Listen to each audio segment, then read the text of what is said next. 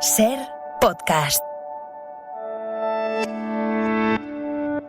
Lois Patiño, que nos presenta Sansara, película que empezó su andadura pues más o menos casi hace un año, un poquito antes de la Berlinale, que ha ido también, como ocurre con la propia película, pues de un lado a otro, presentándose por distintos festivales, y ahora por fin llega a las salas de cine. ¿Qué tal? ¿Cómo estás? Hola, muy bien, muy contento de estrenarla en salas ya, por fin.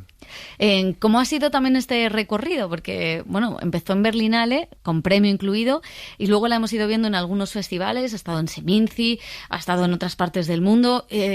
¿Con qué sensación, no sé, tienes ahora para que los espectadores se enfrenten a esta propuesta? Sí, pues la verdad, he ido acompañando la película. Después de Berlinale estrenamos ahí en Corea del Sur, que son también coproductores de la película. Ha estado en Londres, por ejemplo, la presentamos en el Festival de Londres en una pantalla IMAX, en la pantalla más grande de Londres, con un sold out, y fue una experiencia impresionante. Entonces, bueno, he ido recibiendo pues feedbacks de distintas culturas, reaccionando a esta película también que celebra la diversidad cultural. Entonces, muy contento. ลูกอ่านฟึมไปฮอดซะแล้วยังวะของกระยานอ่านสิบ่จบคือกันต้องมีคนอ่านให้เราฟังการเวลาบ่สิ้นสุดออกจากห่างกายหนึ่งไปสู่ห่างกายมา El cine en la SER con Pepa Blanes. บ่อยากลงทางในที่ค่อยกำลังจากไป Celebra la diversidad cultural y también invita a un viaje, ¿no? Un viaje por las creencias, a un viaje también por uno mismo, a un viaje sobre la vida y la muerte al final, ¿no? Que es en lo que estamos todos, nos guste o no nos guste, estamos en eso. No sé qué llega antes, si llega una idea, si llega algo esquemático, si llegan imágenes, cómo se produce, bueno, pues un poco la génesis de la película. Sí, yo en mi anterior largometraje, en Lua Vermella, había reflexionado dentro de la cultura gallega, pues como los mitos, leyendas que emergen de esta relación con la muerte y con los muertos, ¿no? Que al final, pues las meigas, la Santa Compaña, los seres más identitarios del imaginario gallego parten de esta relación. Y siempre me ha interesado, pues, cómo diferentes culturas reflexionan, o qué mitos y creencias y leyendas emergen de esta relación con la muerte y con los muertos. Y ahí, pues, descubrí el libro tibetano de los muertos, el Bardo Todol, que no lo conocía, que es una descripción desde el budismo de lo que nos vamos a ir encontrando en el más allá, cada sonido, muy precisa, ¿no? De cada imagen, y es a partir de ahí donde empiezo a explorar, ¿no? Y ahí asistimos a, digamos, dos partes de la película separadas por otra parte importantísima. ¿Por qué esos dos lugares? Y cómo, no sé, cómo es también la producción en ambos lugares y la idea de rodar en esos dos sitios. Pues claro, entonces a partir del Bardo Todol hay una idea también de exploración del lenguaje cinematográfico, que a mí es también casi lo que más me motiva, que es para esta parte central que comentas, ¿no? Que es una parte para ver con los ojos cerrados. Exactamente. Claro, no sé hasta qué punto es el spoiler, no es el spoiler, Yo ¿no? creo, como es un elemento tan importante y tan único de la propuesta, hay que decirlo. Sí, lo decimos abiertamente porque que el público sepa lo que se va a perder si no va a verla, ¿no? Que es una experiencia muy única la que proponemos ahí. Y entonces ese viaje por el más allá del bardo, desde la concepción budista, pues nos permite viajar de un cuerpo a otro, ¿no? Y vamos desde Laos hasta Zanzíbar, ¿no? Primero retratamos una comunidad de adolescentes en templos budistas, y al final nos reencarnamos en las playas de Zanzíbar, en una comunidad de mujeres que trabajan en granjas de algas. Y el acercamiento a esas dos comunidades, porque claro, tú eres un poco... Bueno, me ha gustado que antes fuera de micrófono te has definido como gallego de Malasaña, algo que me fascina. Me fascina esa etiqueta, pero es verdad que eres un hombre blanco yendo a dos lugares. Sí. Entonces, poner la cámara en comunidades que no me gustaría decir cerradas, pero sí que tienen una idiosincrasia muy propia, ¿no? Como son esos adolescentes que aspiran a ser monjes budistas y esa comunidad de mujeres. ¿Cuáles eran un poco las directrices tuyas previas a decir lo que no tengo que hacer, lo que debo hacer, cómo me tengo que que comportar, cómo tengo que estar. Sí, nosotros sabíamos que era el mayor peligro caer en exotismos, en romanticismo, romantizaciones exageradas de, no, como si fuéramos a culturas vírgenes.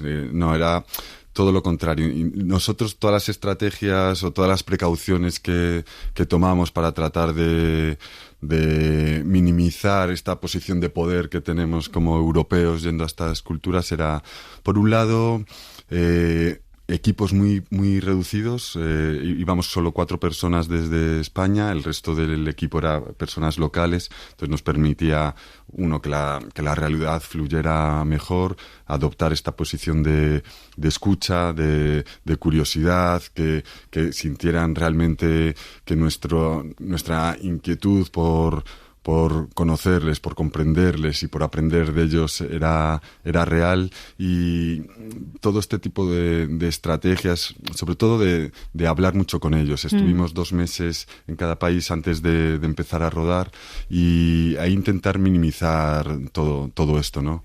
Al final la película la han podido ver ellos. Hemos hecho, hicimos un pase en el Festival de Zanzíbar en el verano, pudieron venir las actrices, estaban todos llorando. En Laos no pudimos hacer un estreno todavía en abierto, pero la han visto todos los monjes, todos los chavales, y también ya estaban muy agradecidos durante el rodaje, porque claro, para los chicos que viven en los templos, la experiencia del rodaje, por ejemplo, no habían navegado nunca por el río Mekong, vivieron experiencias muy únicas, ¿no? Y ahora tener este recuerdo para ellos, están muy agradecidos. ¿Y cómo te desenvolviste también con el lenguaje? Sí, esa era una de las mayores dificultades. Aparte que estamos grabando en 16 milímetros, trabajamos con 2 directores de fotografía, uno Mauro Erce, de O que arde, ¿no?, que ganó el Goya con esta peli, y otra en Zanzíbar, Jessica Sara Rinland. Entonces también el celuloide no te permite tampoco estar grabando constantemente. A veces hacía plano contra plano y tenía que cortar a mitad de conversación, porque hay momentos en los que sí que hay diálogos escritos, pero otros yo orientaba el tema de conversación para precisamente esta actitud de escucha y permitir, pues, escuchar sus deseos, sus temores, sus preocupaciones, sus quejas, como hacen en algún momento las mujeres de las algas, que se quejan del gobierno, de los hoteles, que los químicos de las piscinas están destruyendo las algas del lugar. Pues estos espacios eran muy importantes para nosotros, ¿no? Ahora que mencionas esa conversación de esas quejas, claro, la película tiene también un mensaje, no sé si decir un mensaje ecologista, pero sí un mensaje de la tierra, de la defensa de la naturaleza, de los animales, casi como quitando ese androcentrismo, ¿no?, que quizás siempre tenemos en el cine, sobre todo. Sí, al final hay unas frases que se dicen en el Bardo Todol, que se leen en la película, que dice: reconoce todos los sonidos como tus propios sonidos, reconoce todas las luces como tus propias luces. Y es esta idea un poco como de sentirnos parte de algo común, de una energía común, pues lo abre también a esta perspectiva del mundo animal que abre la película. O también hay una conversación, por ejemplo, que le dice: mira ese árbol allí, ponte desde la perspectiva del árbol, ¿no? Y hay esta idea un poco que es la clave también de la película, la idea de alteridad, ¿no? De ponerte en la piel del otro, que ese otro es otra cultura, otra religión, otra raza, pero también otro ser, ¿no?, que como puede ser los animales o incluso la naturaleza, ¿no? Y esta idea un poco también lo que propone la película, una idea un poco armoniosa de convivencia en el mundo, ¿no? Es un poco que no es el mundo en el que vivimos, es más la propuesta que trato de lanzar, ¿no? Bueno, pero está bien, porque la película es casi una utopía en ese sentido, ¿no? Acostumbrados a ver un cine utópico que es siempre, bueno, pues lleno de distopías terribles, donde no nos gustaría ver ese futuro, tú te sales de ese camino y propones un futuro en el que sí podríamos estar, o sí querríamos estar, ¿no? Sí, yo creo que es muy importante que exista cineastas de todos los ámbitos, ¿no?, de todo el espectro. Por un lado, podemos tener a Ulrich Seidel, ¿no?, que nos refleja ante las cosas más turbias turbias, más oscuras que tenemos como sociedad.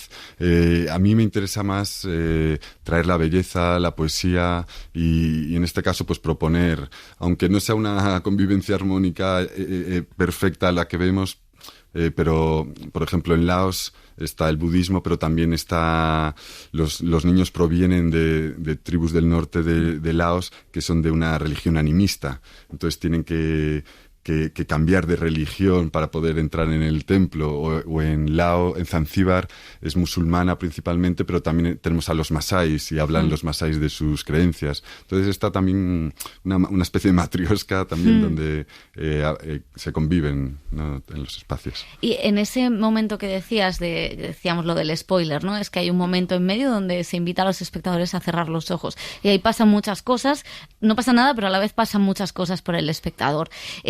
No sé si el cine es también una invitación a meditar sobre uno mismo, si el cine tiene ese poder también.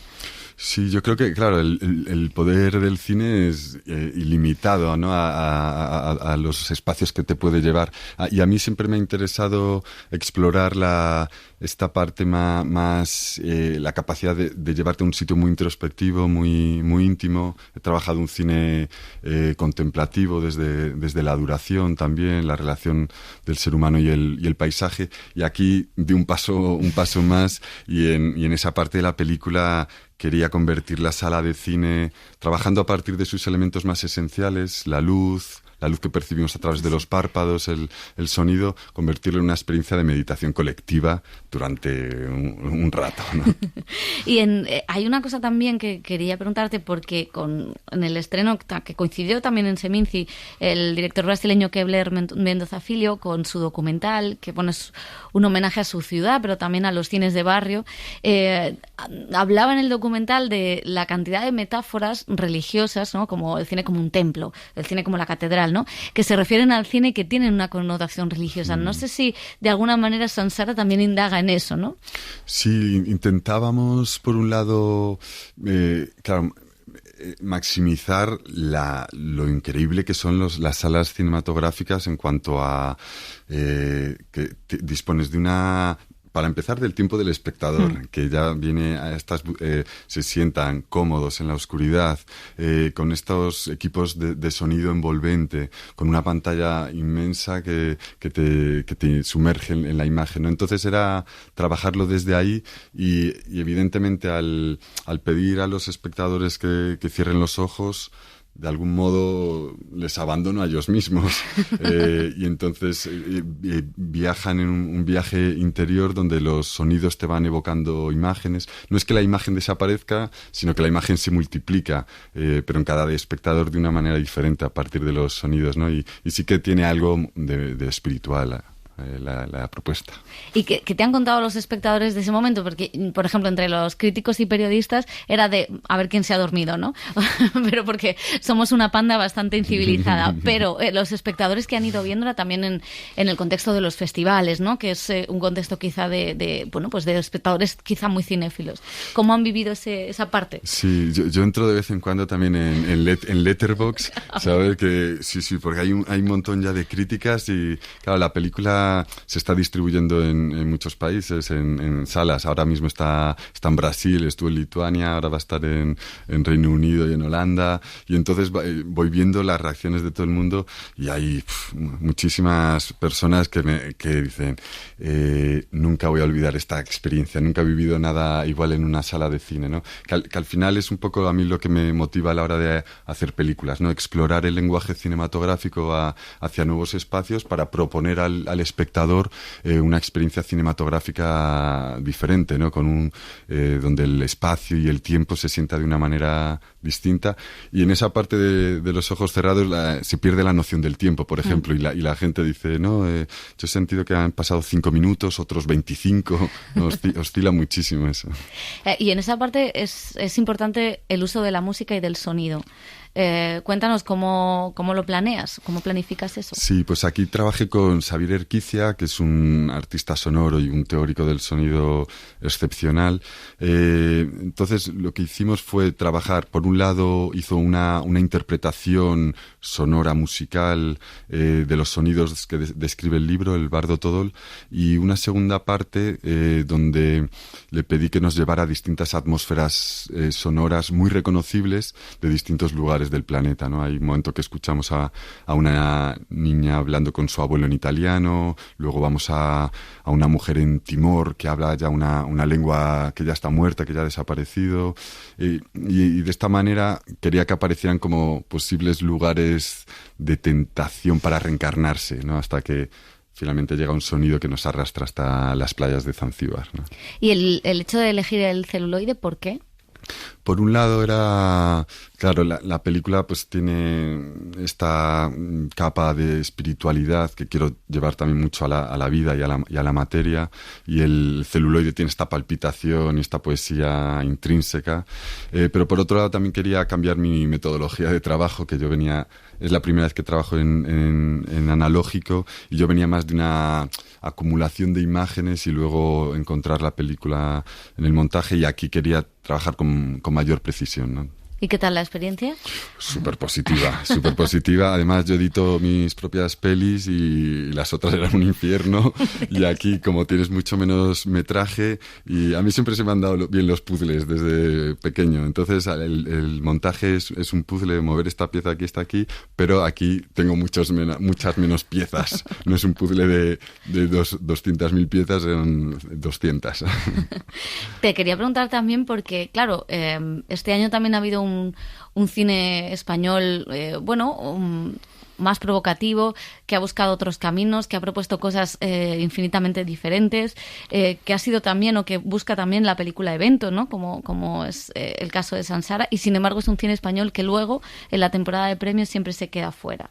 No sé si esto es algo a lo que nos cuesta acostumbrarnos, pero no cambia. Por mucho que ese nuevo cine español esté triunfando fuera, aquí parece que los premios son mucho más academicistas. Sí, claro, los Feroz al menos tienen este espacio de los premios Arrebato y Arrebato no ficción, que sí que entran, pues bueno, mis películas anteriores, por ejemplo, han entrado en este espacio, pero sí que en los Goya siempre como que se resiste ese espacio, ¿no?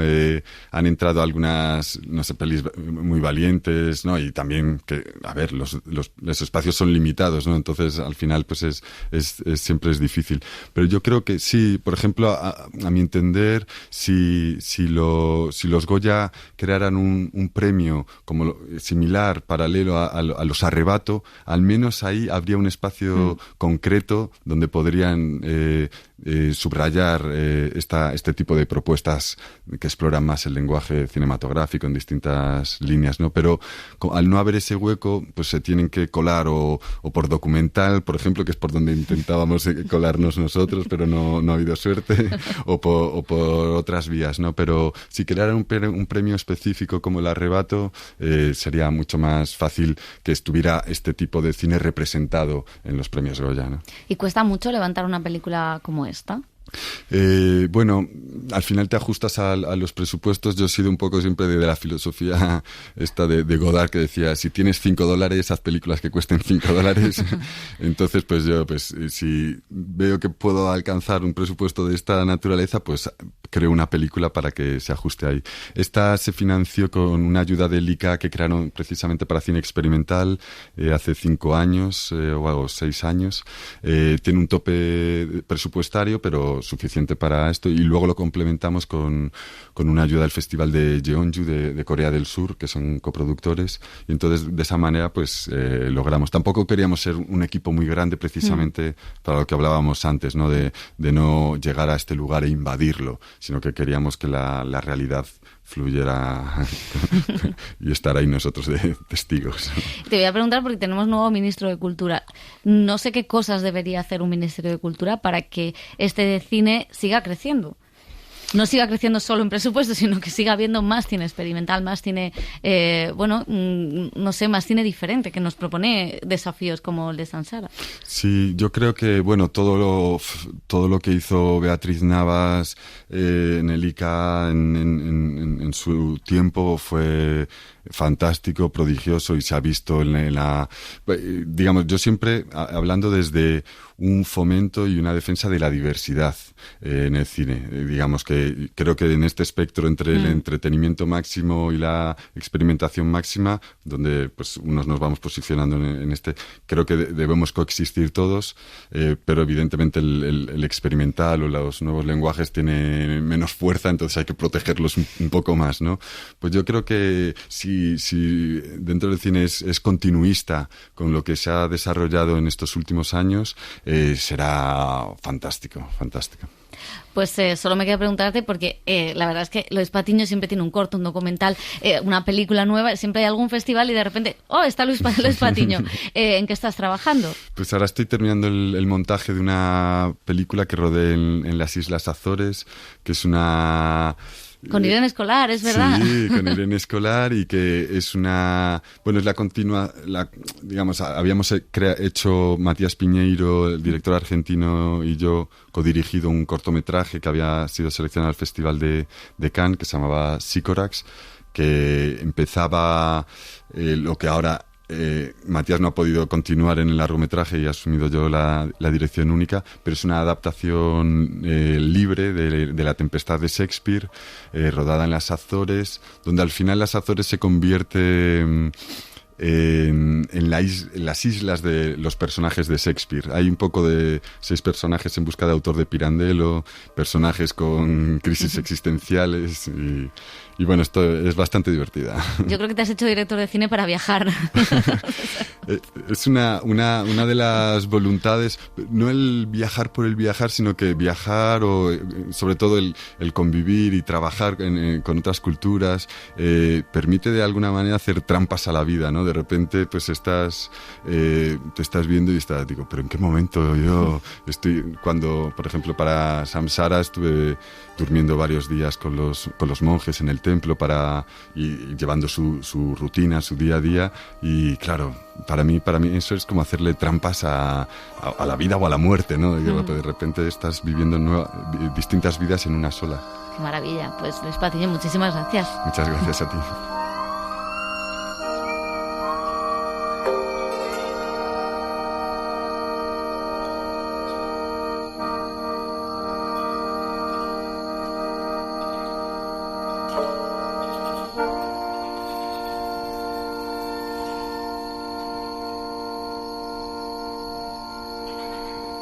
Suscríbete a El Cine en la SER. Escúchanos en directo en la SER los sábados a las 7:30 de la mañana y los domingos a las 3 de la madrugada. Cadena SER. La radio.